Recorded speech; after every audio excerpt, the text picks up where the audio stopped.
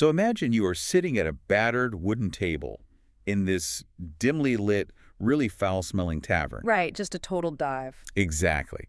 And you're holding a hand of cards.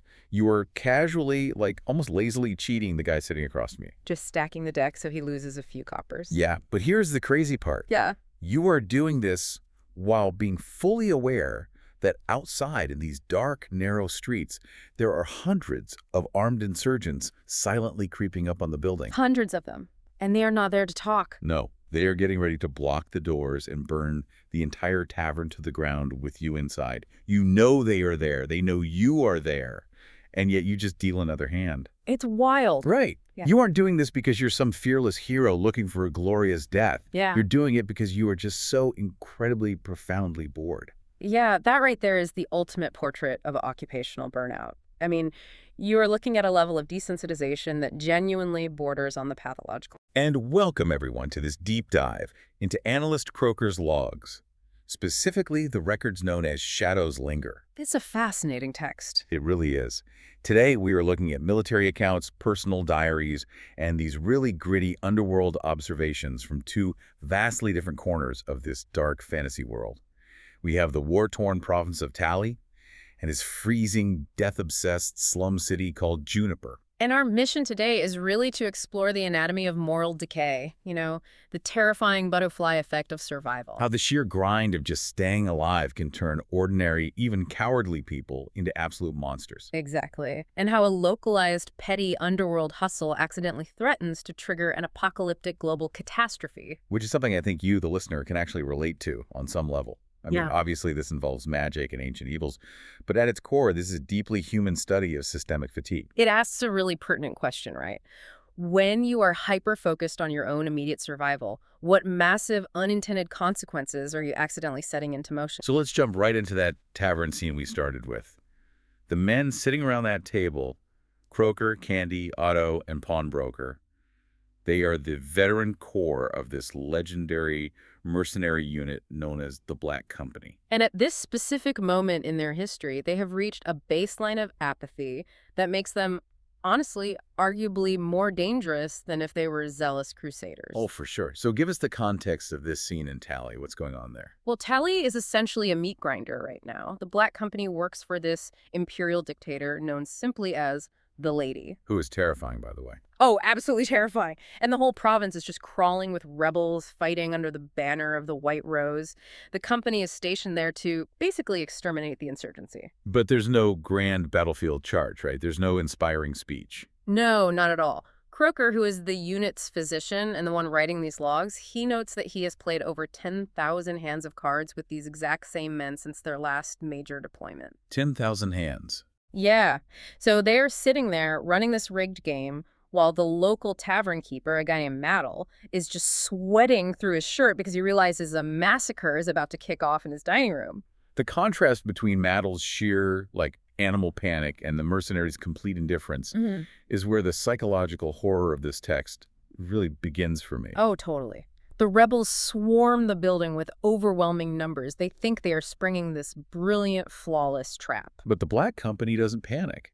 They don't draw swords and scream battle cries. What do they actually do? They literally just pull pieces of damp wool out of their pockets, tie them over their faces, and throw bundles of noxious, chemically treated burning material right into the center of the room. It's described as smelling like squash, skunk, and burning hair, right? Yeah, it's horrific. They literally gas the room. It is a chemical chokeout. The rebels start suffocating, blinding themselves, tripping over each other in the thick smoke. And the mercenaries just calmly retreat to a defensible stairway, creating this perfect fatal funnel. Exactly. And notice how they use magic here. They have a wizard named Silent with them. Right, and normally, in a fantasy account, a wizard in an ambush is throwing fireballs, lightning bolts. Yeah, doing something flashy to awe the enemy. But Silent doesn't do any of that. He uses his power purely for environmental control. Wow. He just subtly suppresses the oxygen around the flames that the rebels are trying to set, ensuring the mercenaries don't burn to death while the skunk smoke does its work. It's an entirely pragmatic, industrial approach to slaughter. It's just an extermination job to them. That's all it is. Yep. And once the ambush is broken and the company's main forces arrive, it gets even colder. Yeah, they take the surviving rebels, march them out back, and force them to dig their own graves in the dirt. And then they just execute them, kick them into the holes, and move on. And as the cherry on top, they corner that terrified tavern keeper, Madel, and they enlist him into their intelligence network. They hold his life hostage to turn him into a local informant. Treating warfare as a localized administrative task, they aren't fighting for honor. They aren't fighting for the moral high ground. So to understand the anatomy of moral decay here, you first have to observe how efficiency strips away humanity. Right. When you treat survival and violence as just a bloody 9-to-5 job, you hollow out your own soul. You know, it reminds me of a highly effective corporate turnaround team. Oh, that's a great analogy. Yeah, like those ruthless consultants who get parachuted into a struggling conglomerate. They walk in, fire 3,000 people, liquidate the pensions, sell off the physical assets, balance the books to look great on paper, and then just fly out on a private jet without ever once looking at the human cost. That is the Black Company in Tally, perfectly described. They are balancing the lady's imperial ledger. But the logs indicate that this extreme clinical competence is actually destroying the mercenaries from the inside out, doesn't it? It really is. The psychological toll of this endless efficiency is becoming just way too heavy. Croker's internal monologues are filled with this creeping dread about their aging roster. Because they're getting old. Yeah, the core of the company is aging out. Men like Elmo, the sergeant, he's past 50. Croker is past 40. In a high lethality profession like theirs, living that long means you have internalized an unnatural amount of trauma. After this brutal tavern ambush, Elmo actually has a profound moment of vulnerability. He does. He looks at Croker in the aftermath and says, 36 years of same old, and me never sure I was doing right. Wow. He flat out says it stopped being an adventure a long time ago. Exactly. He realizes they're just doing this because they physically do not know how to do anything else. Their identities are entirely wrapped up in the violence. And that suppressed fatigue doesn't just result in sad campfire conversations, right? It manifests in highly volatile, really dangerous ways. Oh, yeah. There is a deeply disturbing incident detailed in the logs involving two of the company's resident wizards, Goblin and One-Eye. These two have a rivalry that has lasted for over a century, if I remember the text right. Over a century, yeah. They constantly play magical pranks on each other. It's usually their coping mechanism, a way to blow off steam. But shortly after the tavern ambush, One-Eye pulls a seemingly standard prank. He conjures a magical, fiery spider that sets Goblin's pants on fire. Which normally Goblin would just laugh at, right? He'd put it out and then turn One-Eye's boots to lead or something annoying. But this time, Goblin's reaction is wildly disproportionate. He doesn't pull a prank back. He screams, grabs a massive, rusted, broken sword from a pile of loot, and genuinely attempts to murder One-Eye. He is swinging for the neck. It takes a dozen seasoned mercenaries tackling him and throwing buckets of freezing water on him to actually stop the violence. So the fiery spider was the straw that broke a century's worth of psychological armor. Exactly. And when Croker finally sits Goblin down and asks what on earth triggered that reaction, Goblin's response is basically the thesis of their entire existence. What does he say? He says, "Suddenly everything was too much. This ambush tonight. Same old thing. There's always another province, always more rebels. I'm getting older and older, and I haven't done anything to make a better world. In fact, if you backed off to look at it, we've all made it worse." Wait, hold on. Think about what Goblin is actually saying there. Is he realizing that their sheer competence is actually a curse? Yes. Because they are the absolute best at what they do, the lady keeps sending them to the worst meat grinders. They never get the easy garrison duty in a quiet city. They just get sent to the front lines of the most brutal, intractable insurgencies over and over again. Are they just completely trapped by their own success? They are the victims of their own lethal reliability. The Imperial machine relies on them way too heavily to ever let them rest. But Goblin's realization goes deeper than just exhaustion, right? Oh, much deeper. It's the profound existential terror that their actions lack any moral weight whatsoever. They don't have a cause they believe in. They're just perpetuating a cycle of endless violence for a dictator they don't even like. And when morality is completely removed from the equation of your daily life, and only hyper-competent efficiency remains, you create a massive internal vacuum. And vacuums always get filled by something darker. So we have the Black Company killing with cold efficiency on the macro level, trapped in this endless, meaningless war. Right. But the source material does something really fascinating here. To truly explore the depths of moral compromise, the narrative completely shifts gears. We look away from the legendary battlefield and we zoom in on a civilian. A huge tonal shift. Yeah, we go thousands of miles away, beyond the edges of the Ladies' Empire, to a city called Juniper. We move from the macro-level military occupation to a micro-level slum hustle. And that geographic shift is incredibly deliberate. Juniper is fundamentally different from Tally. It straddles this massive river valley. Tell us about the setup of Juniper, because it's pretty weird. It is. High up on the southern ridge is the enclosure, and beneath that are the catacombs, where the city stores its dead. The culture of Juniper is essentially a fanatical death cult. A death cult. Yeah, the citizens pour all their wealth, all their energy into perfectly preserving corpses for this prophesied day of passage. They literally starve the living to honor the dead. Wow. But down the very bottom of that valley, right on the freezing, ice-choked waterfront, is a sprawling slum called the Buskin. And the people living in the Buskin do not have the luxury of worrying about the afterlife or theological preservation. No, they are literally freezing and starving to death in the present tense. And this is the environment that produces our focal point for this descent into darkness. A man named Marron Shed. Marron Shed is not a mercenary. He has no tactical training. He is, by all accounts in the logs, an evilly pathetic individual. He owns a crumbling, rotting, drafty tavern called the Iron Lily. Yeah, and he is lazy, he's inherently cowardly, and he has managed to get himself deeply, hopelessly in debt to a brutal local loan shark named Crage. Let's frame Shed's debt to Crage for a second, because it is a terrifying dynamic. Imagine a payday loan spiral, right? You borrow a little to cover rent, the interest compounds at an insane rate, you miss a payment, and suddenly you owe 10 times the original amount. It's a trap explicitly designed to keep you underwater. Exactly.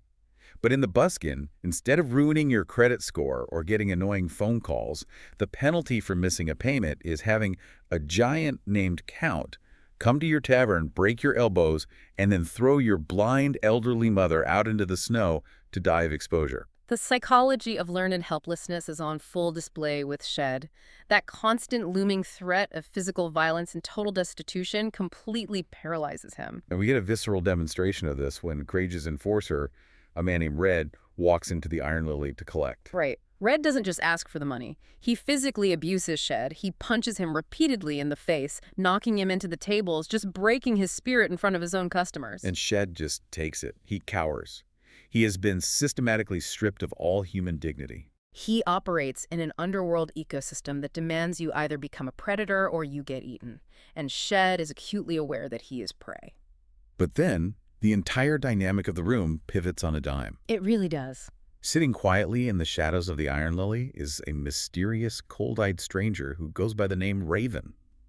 Raven is a foreigner, this highly dangerous man who has been renting a room upstairs from Shed. And while Red is beating Shed to a pulp, Raven simply speaks up from the dark and tells them to stop. Red, operating on the total arrogance of a local bully, turns and tries to punch Raven in the face. What happens next? The ensuing physical interaction is a masterclass in contrasting combat psychology. Shed operates on panic and flinching, right? But Raven operates on lethal, hyper-competent calmness. He doesn't even blink. No. When Red throws the punch, Raven doesn't dodge or scramble. With zero wasted effort, he simply plucks Red's hand out of the air mid-swing and snaps his wrist. It's clinical. Entirely clinical. And even when Crage's giant enforcer, Count, realizes what's happening and tries to rush in, Raven just subtly produces a wicked 9-inch dagger. He doesn't shout, he just holds the steel. And Crage, who is a predator himself, recognizes instantly that he has just walked into the cage of an apex predator. Crage backs down and leaves the tavern.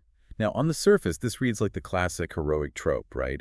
The mysterious dark stranger stepping out of the shadows to save the downtrodden tavern owner from the local thugs. It definitely reads that way at first glance. But looking at the broader context of Raven's character, we have to really question his motives here. Raven acts like he is taking the moral high ground because he is fiercely protective of a young deaf girl named Darling who works in the tavern. Right, he treats her with this intense paternal loyalty. But as for Shed, isn't Raven just dressing up sheer dominance as a rescue?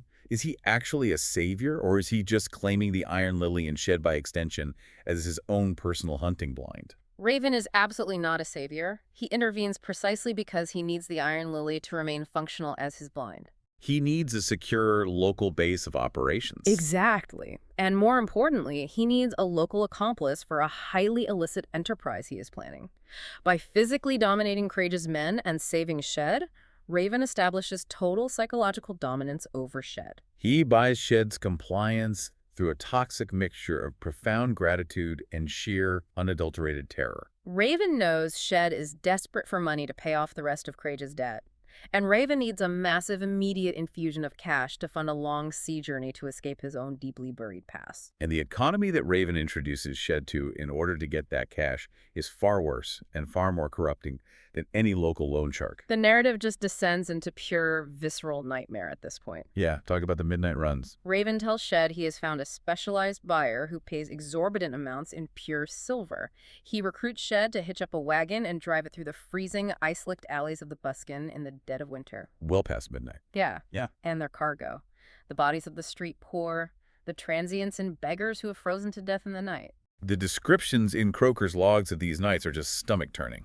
Shed is driving this creaking wagon through the sleet, and they're literally hopping out into the slush to pick up frozen human beings from the gutters. It's incredibly bleak. They find an old man huddled under a stairwell. They find a 12-year-old boy frozen to a grate. And at one horrific point, Shed hears a moan from the back of the wagon. One of the bodies they picked up isn't entirely dead yet. That part is chilling. Shed is horrified. Right. His conscience actually flares up, but Raven just stares at him with dead eyes and coldly says he's gonna die anyway. Raven's ability to compartmentalize is horrifying. He has entirely desensitized himself to the value of human life when it stands between him and his goal. So where are they taking these bodies? He directs Shed to drive the loaded wagon up the steep northern ridge of the valley, away from the populated districts, away from the sacred catacombs, toward a completely isolated structure known simply as the Black Castle. Let's talk about the Black Castle, because it defies all architectural logic. The sources describe it as an alien construct. It really is. It's made of this glassy, obsidian-like material, but there are no mortar joints, no seams in the stone at all. It looks like it was poured or grown. And there are grotesque gargoyles and serpents that writhe and shift along the walls. But the most terrifying detail our sources highlight is that the castle is biologically expanding. Expanding, like growing. Yes, growing. It started centuries ago as a small black rock on the hill, and it has been slowly, organically growing ever since. And when Shed pulls the wagon into the main archway of this structure, he experiences a sensory overload that pushes him right to the edge of madness. I can imagine. The air inside the archway is unnaturally, blisteringly hot despite the winter storm outside.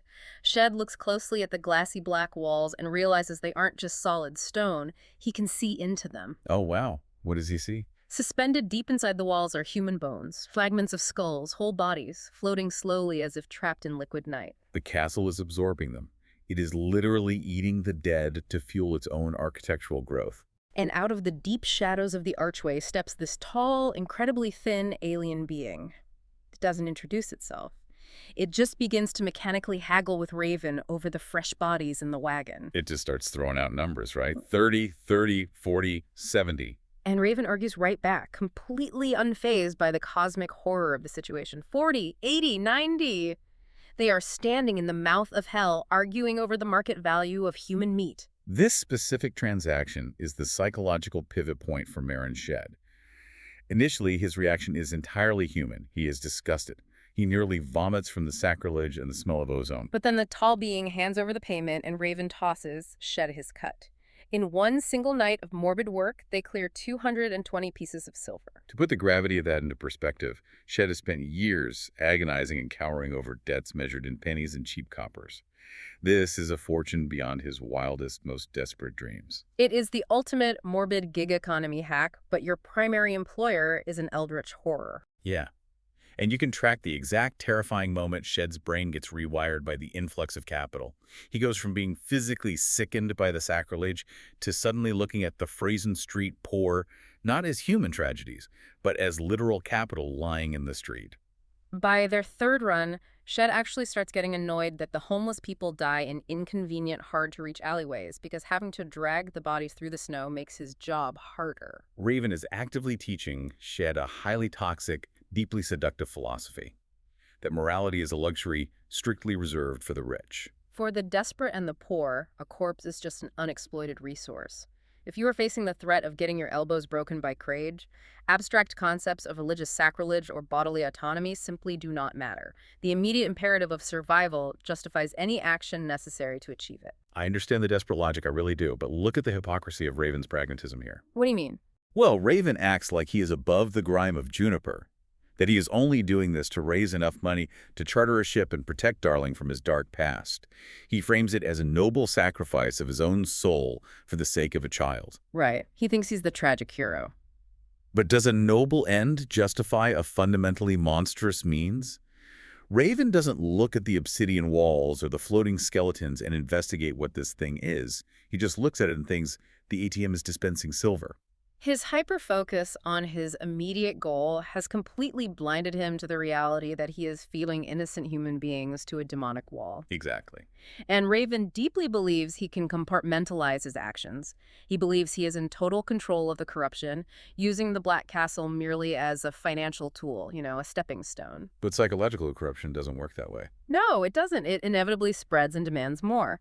Gathering the newly dead from the streets, while highly profitable on a good night, is wildly unpredictable.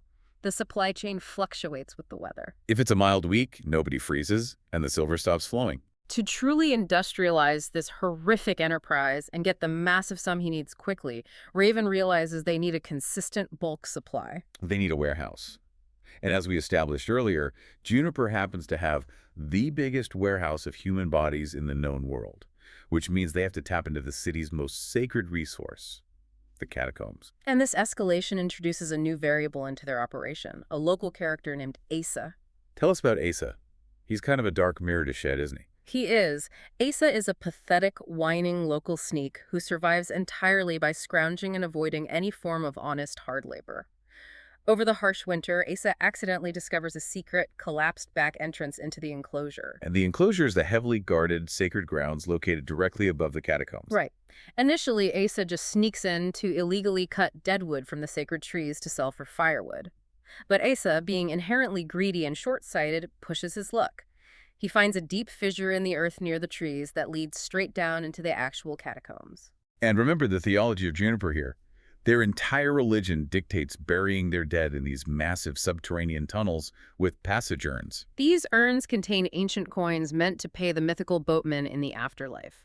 Millions of bodies have been stored down there over 1,000 years. So Asa starts sneaking down into the dark and stealing the ancient coins out of the urns. And Asa makes the fatal amateur mistake of spending those distinct ancient coins in the buskin taverns, immediately drawing the attention of the underworld. Including Raven. Oh, especially Raven. Raven misses nothing, figures out exactly what Asa is doing, and orchestrates a ruthless, hostile takeover of Asa's entire operation. He corners Asa, terrifies him, and forces him to guide Raven and Shed down the secret fissure into the catacombs. The sensory details of their descent into the catacombs are claustrophobic and deeply unsettling.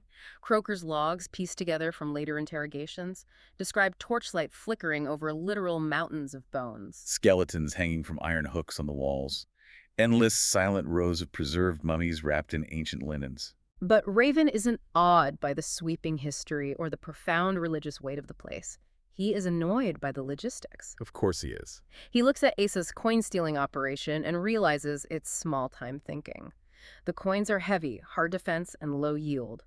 The real money, the premium payout from the Black Castle, is in the biological bodies themselves. Wow.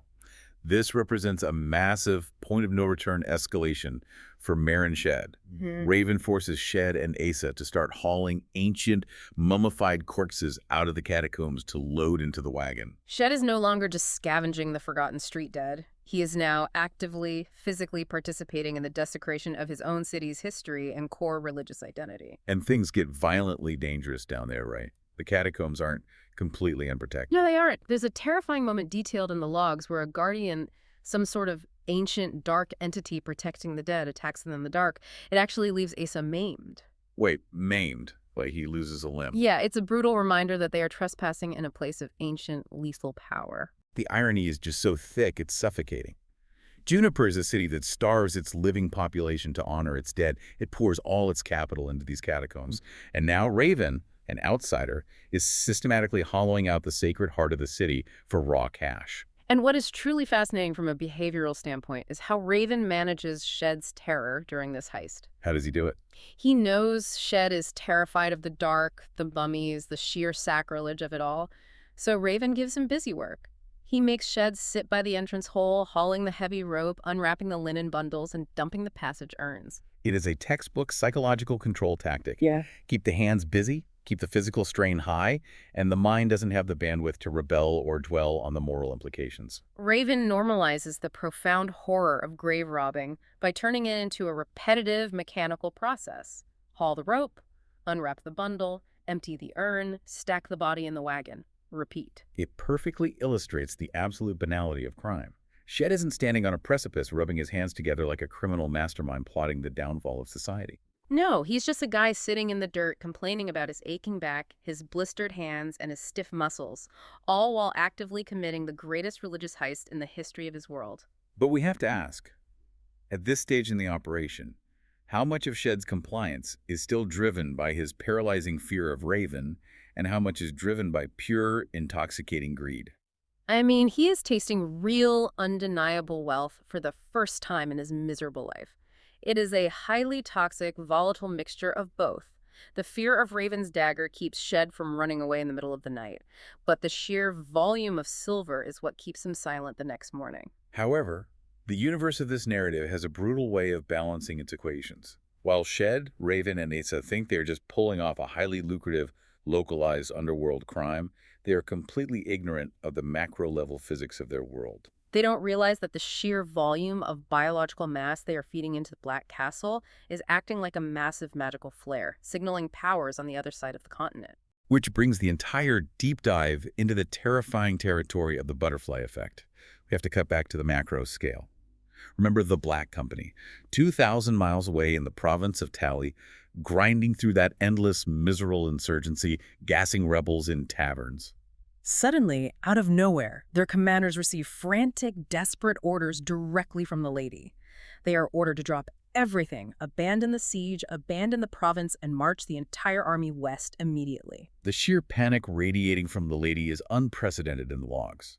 This is an immortal, continent-spanning dictator who usually operates with cold, calculating detachment. Right. And to ensure the company moves fast enough, she sends one of her most powerful lieutenants, a taken known as Whisper, to personally retrieve Croker and a small specialist team.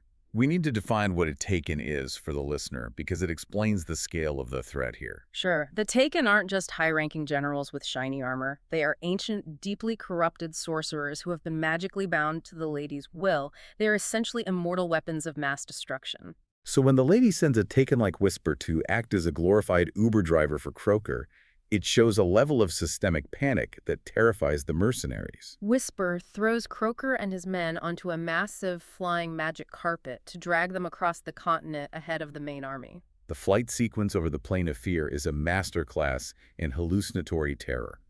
Croker is strapped to a piece of heavily enchanted fabric a mile in the air, moving at supernatural speeds. They are dodging massive biomagical floating creatures called wind whales and swarms of turquoise manta rays that dive-bomb them in the clouds. They are desperately trying to reach a geographical location known as the Barrowland. And the Barrowland is the historical anchor of this entire conflict. Whisper finally explains the reality of the situation to Croker. The Barrowland is an ancient, overgrown landscape heavily guarded by deadly magical wards. Centuries ago, a hero known as the White Rose defeated the ultimate evil of this world, an entity known only as the Dominator. She couldn't permanently kill him, so she buried him alive in the Great Burrow, chaining him in the earth along with his lieutenants. And the lady was actually the Dominator's wife, buried alongside him. But she managed to manipulate the wards, escape, and build her current empire, intentionally leaving her husband rotting in the ground. And this is the crux of the terror. The lady is a ruthless, dark overlord who massacres insurgents. But even she is utterly terrified of the Dominator. He is an evil, so profound, so utterly annihilating, that he makes her look like a benevolent administrator. Whisper reveals that the Black Castle currently growing in the slums of Juniper wasn't just some weird, localized magical phenomenon. It was a failsafe. A failsafe. It was a seed planted by the Dominator centuries before he was defeated. The Black Castle is an escape portal. It is a biological magical construct designed to slowly gather power by consuming the dead. When it absorbs enough biomass, enough latent death energy, the portal will tear open and the Dominator will instantly manifest in Juniper, completely bypassing all the impenetrable wards of the Barrowland. And this is where the macro-military conflict and the micro-slum hustle violently, tragically collide. Consider the supreme cosmic irony of Raven's trajectory here. Why did Raven desert the Black Company years ago in the first place? He ran away to hide the deaf girl, Darling, from the lethal, overarching politics of the Ladies' Empire. He traveled to the absolute edge of the known world, to the freezing, miserable slums of Juniper, specifically to be left alone and survive in the shadows. And in his desperate, hyper-focused attempt to buy a ship to further protect Darling, he started digging up bodies and selling them to the Black Castle for quick cash. Raven, the man dedicating his life to running away from the apocalyptic politics of the Empire, is the exact person shoveling the fuel into the portal that will unleash the apocalypse. It perfectly illustrates the catastrophic danger of hyperfocus. Raven's vision is entirely narrowed down to Darling's immediate safety and his ledger of silver. He doesn't pause to analyze the broader implications of feeding thousands of human corpses into a writhing magical fortress. And because he refuses to look up from his immediate goals, he accidentally draws the gaze of the Lady, the Taken, and the entire veteran force of the Black Company down upon the very city he is hiding in. Let's expand on an analogy here to really nail down the absurdity and terror of this. It's like a local car thief, just trying to make a quick buck, deciding to hotwire a sleek-looking vehicle he finds in a restricted parking lot. Right, he's just trying to get the engine running for a quick getaway. He is completely unaware that the vehicle is actually the mobile command center for an intercontinental nuclear missile, and his hot-wiring process is actively bypassing the launch codes. That's brilliant. Raven has absolutely no idea what the castle is. He just knows it pays on time. He's accidentally ending the world to fund his escape fund. The hunters are closing in. The Black Company is racing toward Juniper to stop the castle from opening. But back in the Buskin, Raven's time is running out locally as well. Because the brutal loan shark, Crage, hasn't forgotten the humiliation he suffered in the Iron Lily.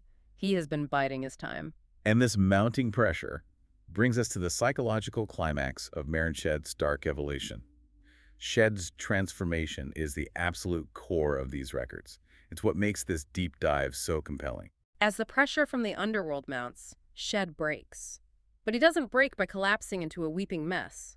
He breaks by violently adapting. Crage's men corner Shed in an alley and force him to act as bait in a complex rooftop ambush meant to finally corner and kill Raven. Shed is pushed to the absolute brink of his sanity, standing on this freezing, icy, windswept roof in the dark. And Shed finally snaps. But he doesn't experience a moral awakening. He doesn't become a hero. No. He pulls a hidden, heavy butcher knife from his coat and brutally murders one of Crage's men in the dark. And then he does something chillingly intelligent. He uses the very thing everyone despises him for, his whining, pathetic, cowardly persona, as a tactical weapon. He starts babbling, crying, and screaming into the dark, pretending to be terrified, tricking Crage into thinking Raven is on the roof slaughtering the men. He lures Crage right to the icy edge of the roof and then kicks Crage's hands, sending the loan shark plunging 3 stories down into the alley below. It is a breathtaking, desperate moment of violence. But what Shed does next is what permanently seals his damnation. Crage survives the fall, but his back is completely shattered. He is paralyzed, lying in the slush. Shed doesn't finish him off. He doesn't run away. He drags the broken, screaming gangster to Raven's body wagon, drives him up the hill, and sells him alive in the Black Castle. Wait, alive? Yes, alive. The tall alien being at the castle pays a massive premium for a live human body. 120 pieces of silver. And Shed just stands there in the archway, clutching the coins, listening to Crage screaming in unimaginable agony as the unseen monsters drag him deep into the obsidian darkness. But Shed's descent into sociopathy doesn't stop with his enemies. Eventually, Raven realizes the Black Company has infiltrated the city. Raven grabs Darling, boards the ship he built with the corpse money, and flees, leaving Shed completely alone with his new wealth and his new mindset. Shed thinks he has won the game. He survived the loan shark, he survived Raven, and he is rich. He renovates the rotting iron lily, he buys expensive tailored clothes, he hires a staff of servants to care for his blind mother. But he lacks the psychological discipline to handle prosperity. He makes incredibly stupid investments, gets involved with expensive, manipulative women, and trusts the wrong people. Specifically, he trusts his cousin, Wally. Wally is a degenerate gambler, and he steals a significant portion of Shed's hidden silver to pay off his own debts. The old Marron Shed would have whined, cried, and maybe begged Wally to return the money. The new Marron Shed. The new Shed corners his cousin behind the tavern in the dead of night, picks up a heavy piece of scrap wood, and systematically beats Wally to death. And when Shed stands over his cousin's battered corpse, he doesn't panic. He doesn't feel remorse. He doesn't go to the local magistrate to confess. No, he remembers the Black Castle. He loads his own flesh and blood into the wagon, drives up the hill, and sells him. And the dialogue recorded here is just appalling. The creature at the castle looks at Wally's beaten body and offers a lower price than usual. And Shed actually pushes back. He haggles. He argues that was a prime corpse. He is standing there negotiating the bulk meat value of his own family member to squeeze out a few extra coins. But the absolute nadir of his soul, the moment Shed strips away the final microscopic shred of his humanity, involves his lover, a woman named Sue. Shed falls incredibly hard for Sue, spending lavishly on her, but he eventually discovers that Sue is not in love with him. She's actually working as an informant for a rival loan shark named Gilbert. She's been intentionally draining Shed's finances and feeding information to Gilbert so he can seize the newly renovated Iron Lily. The betrayal shatters whatever fragile, inflated ego Shed had left. But instead of confronting her, he plots a cold, incredibly calculated revenge. He buys Sue a stunning, expensive silver and ruby necklace to lure her out into a secluded alley under the pretense of a romantic surprise. Once they are isolated, he savagely beats her, binds her hands, gags her, throws her in the wagon, and drives her straight to the Black Castle. And he feeds her to the monsters alive, just like he did to Crage. The logs note the deeply disturbing detail that Shed can hear her whining and crying through the rough gag as the tall being drags her into the archway. She doesn't even flinch. He just turns his back, counts the silver, and walks away into the snow. If we step back and compare the two central figures of this slum hustle, we have to ask a deeply uncomfortable question. Whose evil is fundamentally worse? Raven's or Shed's? Raven's the one who initiated the corpse trade. He sold human bodies to a demonic entity on an industrial scale, but he did it with a specific protective goal: to escape, to buy a ship, to protect a child he genuinely loved. He fought armed enemies. Shed, on the other hand, borrows Raven's terrifying ruthlessness, but completely strips it of any grand overarching purpose. Shed's evil is uniquely terrifying because of its absolute pettiness. Shed uses the apocalyptic, world-ending portal of an ancient evil god as a convenient garbage disposal for his personal, domestic problems. He murders his family and feeds his girlfriend to monsters just to clear a bad debt and protect his status as a local tavern owner. He has completely, seamlessly normalized absolute sociopathic evil to maintain a comfortable lifestyle in a slum. It is the ultimate degradation of the soul. Shed has mastered his dark, extremely localized underworld. He genuinely believes he is the new apex predator of the buskin. But he is completely ignorant of the fact that the global, macro-level players have finally arrived in his backyard to deal with the mess he and Raven created. The convergence in Juniper is a masterstroke of tension. The Black Company quietly infiltrates the city, operating in small, disguised teams. At the very same time, a local, highly competent religious inquisitor named Bullock is relentlessly piecing together the subtle clues of the catacombs heist. He is tracking the missing ancient coins. The noose is tightening around the Iron Lily from multiple, highly lethal directions. It turns into this incredibly tense, high-stakes game of cat and mouse in the freezing alleys. Croaker and Goblin are disguised as rough sailors, moving from tavern to tavern, searching for any sign of the Black Castle's operators. They actually spot Raven and Darling in the Iron Lily, but Raven is deeply disguised, and they don't immediately recognize their old brother-in-arms. However, Raven is entirely too sharp to miss them. He attends a secret underground meeting of the local rebel refugees and realizes the Black Company has infiltrated the room. He spots Croaker, Elmo, and Goblin. And more terrifyingly, he realizes the Taken are operating in the city. Raven knows instantly what the presence of the Taken signifies. He doesn't stick around to fight. He knows he is vastly outmatched by immortal sorcerers. He grabs Garling, sprints to the docks, boards the ship he built with the blood money, and flees the exact moment the winter ice breaks in the harbor. He successfully slips the noose, leaving Shed behind to deal with the apocalyptic fallout. But the true tragedy of this convergence lies in the agonizing moral quandary it forces upon Croker. Croker eventually pieces the clues together. He realizes that his old blood brother, Raven, is the man who's been feeding the Dominator's portal. And Croker is paralyzed by the revelation. It plays out like a gritty, heartbreaking noir detective story. The weary, cynical cop finally tracks down the apocalyptic terrorist, looks through the sniper scope, and realizes the target is his old war buddy who is just trying to protect a little kid. Put yourself in Croker's shoes for a moment. The Black Company's highest, most sacred law is absolute loyalty to your brothers in arms. They protect their own against the entire world. But if Croker covers for Raven, he risks allowing the portal to fully open, unleashing the Dominator, which means guaranteed global annihilation. But on the flip side, if Croker turns Raven in to his commanders, the Lady and the Taken will capture Raven. They will torture him to death for desertion and treason, and they will almost certainly murder Darling just to be thorough. It is a genuine, inescapable no-win scenario. It tests the absolute limits of mercenary loyalty against the basic survival of the human race. Ultimately, Croker makes a deeply compromised choice. He stalls.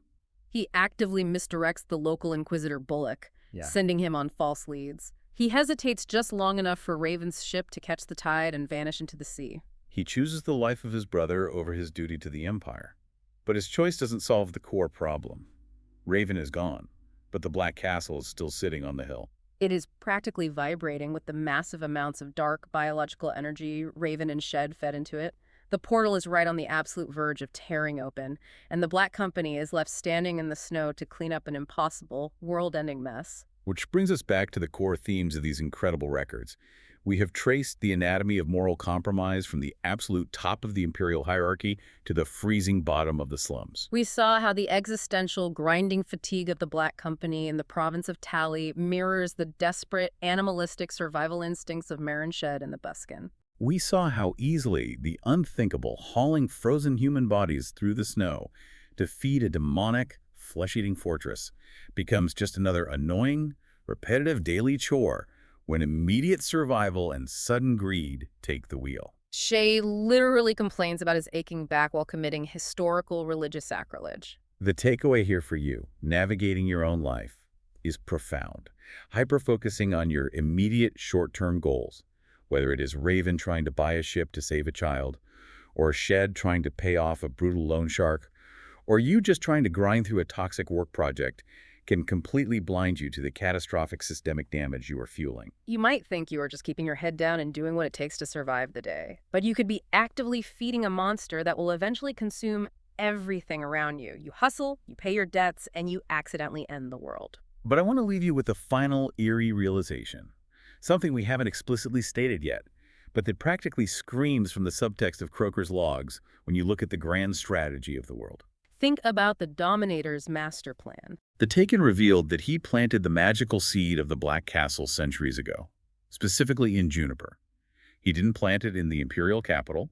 He didn't plant it in a wealthy, populous kingdom. He planted it in Juniper. Consider the unique theology of what Juniper is. It is a city uniquely, fanatically ruled by a death cult. It is a city whose entire culture, religion, and geography is dedicated to perfectly preserving hundreds of thousands of human corpses in massive, easily accessible catacombs. Did that ancient calculating evil choose Juniper by accident? Or did the Dominator specifically plant his escape portal, a portal that requires massive amounts of dead biological matter to open in the one city on the map that essentially acts as a gigantic, pre-packaged pantry of the dead? What happens to a society when an ancient evil turns your culture's deepest reverence, your most sacred traditions, into its ultimate fuel source? Something for you to ponder long after you leave the freezing streets of the Buskin.